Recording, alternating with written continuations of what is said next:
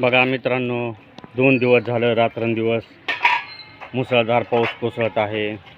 परंतु धारूर शहराचं नशीब चांगलं आहे की धारूर शहराच्या खालून घाट आहे, डोंगरदऱ्या आहेत. त्याच्यामुळं धारूर शहरामध्ये पाणी साचण्याचा किंवा पूर येण्याचा धोका नाही मित्रांनो.